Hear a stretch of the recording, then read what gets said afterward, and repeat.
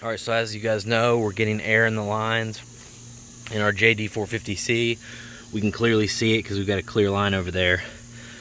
Looks fine now. It'll start and run for 10-15 minutes and then start to be pure air bubbles. So we're wondering if we have fuel tank issues, because this dozer did sit outside for 5 years. So we're trying to see how we can drain the tank here. And there's an inlet and an outlet for the fuel lines on the front, but then there's also this right here. There's like a valve right here to drain it with, and we completely took the valve off and we're only getting just a small drip. And then what we are getting doesn't even really look or smell like diesel fuel. So we want to take this valve off. And I heard there might be a strainer or something up in here, but we can't get the thing off because that's all one piece. This whole piece spins, and it would hit right here and stop. So I'm gonna try to take a pipe wrench and put it on this, thread this pipe out of this 90, then try to screw off this nut going into that base right there. I'll let you know how it goes.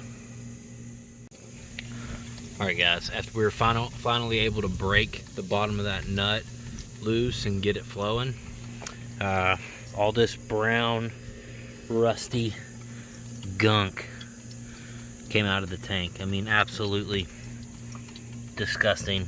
And I could reach my finger, it's flowing clear diesel now, but I could reach my finger up inside of this and I could feel stuff laying around in there. So we're just going to completely drain the tank, and after we completely drain the tank, we'll be able to take off that outlet right there where the fuel actually feeds the motor, and kind of see what we're working with, and then we'll do some research and see what we can do about cleaning this tank, because doesn't look like it comes off any easy way. I see 5 bolts, 5 giant bolts under there. It doesn't even look like you can even get a socket on. So there it looks like it's welded to that other piece. I just don't know. We'll just have to see. Alright guys, after draining this tank, we can look down in it and just see, you can't see, but we can see the sludge just build up. And where this outlet goes in here, it's got like a downdraft tube that goes all the way down against the bottom of the tank. And you can just see the sludge is just laying up against it. So it's gotta be, I'm guessing that the return right here is just spewing up enough pressure to move that stuff around, and it's blocking our flow at some point of fuel. So we don't know if this is the right way to do it or not, but we took off both these lines. We're going to cap those. We poured a bunch of degreaser down in here, and we're going to get a hot seat boiler going about 450 degrees, and we're going to spray the inside of this sucker and just try to flush it out, see what we get.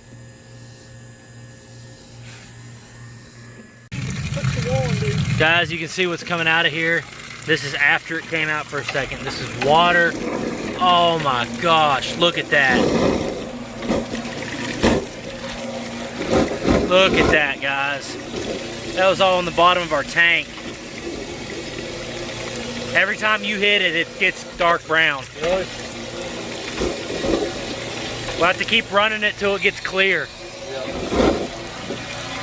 Oh my gosh. That is bad.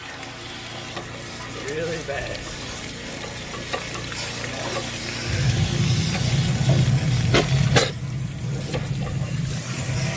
Coming out of those now, I think.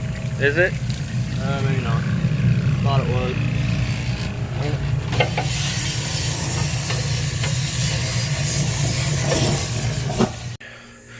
Well guys, we've made major headway so far.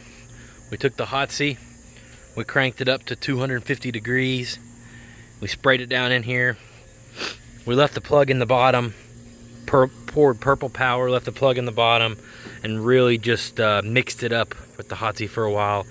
And when we took the plug out of the bottom, you should have seen the god-awful brown stuff that came out. And we continued spraying for 10-15 minutes. Just pure brown water coming out of the bottom. But now if you look down through the top of the tank, it's just a beautiful steel color. There's no residue. Didn't really seem to be any rust, really. At least not much rust. It was just like, I don't know, it was just like a brown gunk. So we're gonna let it, you know, thoroughly dry out now. We'll probably blow it out with some air and get ready to put everything back together and see what it does. Alright guys, so we're all cleaned out here, and the dozer's sitting on a little bit of a decline here. It's not perfectly level, so I've got just a little bit of water laying over here. So basically what I'm going to do is going to put this blower nozzle in there, zip tie it, and it's I could see down in there with the flashlight, it's moving the water around enough, it's coming out the bottom. It'll just air dry it with enough time. So gonna zip tie it open and just let it do its thing.